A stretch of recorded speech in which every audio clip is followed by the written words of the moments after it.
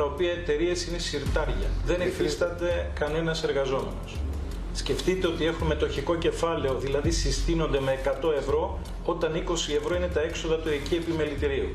Διαθέτουν μόνο έναν αριθμό, δεν υπάρχει αφημί όπως κακώς λέγεται, υπάρχει ένας αριθμός που είναι αντίστοιχος με τον αριθμό του γεμί που έχουμε στην Ελλάδα στο εμπορικό μητρό. Οπότε αυτό είναι αυτό που θα λέγαμε βιτρίνα. Είναι ακριβώς μία βιτρίνα. Δηλώνει, είναι δηλωτικό ότι είναι μια κατασκευασμένη τραπεζική ιστορία, αυτό που ονομάζουμε φαν. Αντίστοιχα το Ταμείο Παρακαταθήκων και Δανείων. Υπογράφει για λογαριασμό του Ταμείου Παρακαταθήκων και Δανείων η συγκεκριμένη κυρία και για τον Γρίφωνα που είναι το αντίστοιχο φαν υπογράφει η ίδια κυρία.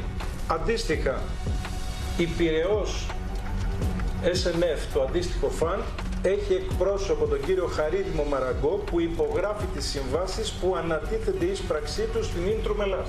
Είναι παράνομο αυτό. Δεν τίθεται θέμα παράνομη νόμιμου, τίθεται θέμα ότι ο διαπραγματευτής με τον διαπραγματευόμενο, δηλαδή ο πολλών και ο αποκτών, που είναι δύο αντίθετα μέρη της συναλλαγής, είναι το ίδιο πρόσωπο. Με ό,τι συνεπάγεται αυτό. Ό,τι συνεπάγεται αυτό και για τα συμφέροντα του δανειολήπτη. Ακριβώς. Ο οικονομολόγος κάνει λόγο για διαφανείς διαδικασίες χρηματοδοτήσεων, πωλήσεις μεμονωμένων δανείων που στη συνέχεια εξαφανίζονται. Περίπτωση πρώτη. Απόφαση της Εκτελεστικής Επιτροπής του Ομίλου, απόσπασμα από τα πρακτικά συνεδρίας του Ομίλου Πειραιώς.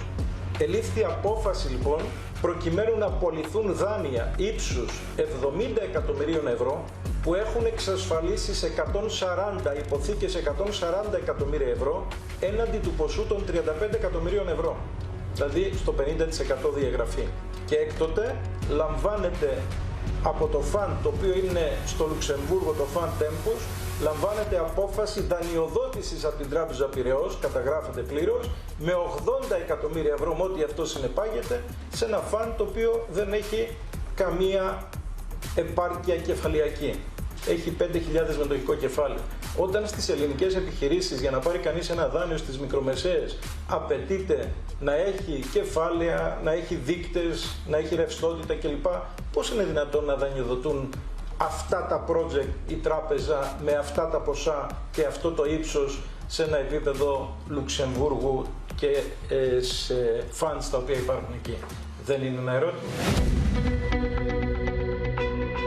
Τα funds είναι ανεξάρτητα τελείως. Το προέβλεψε ο 4354 και οι πωλήσεις μεμονωμένων δανείων έχουν να κάνουν ουσιαστικά και με αδιαφάνεια στον τρόπο με τον οποίο επιλέγουμε τους μεμονωμένους δανείληπτες, γιατί θα μπορεί ένα δάνειο να εξαφανιστεί. Να το ρωτήσω πάρα πολύ απλά. Εισπράττονται τα δάνεια. Πού πάνε?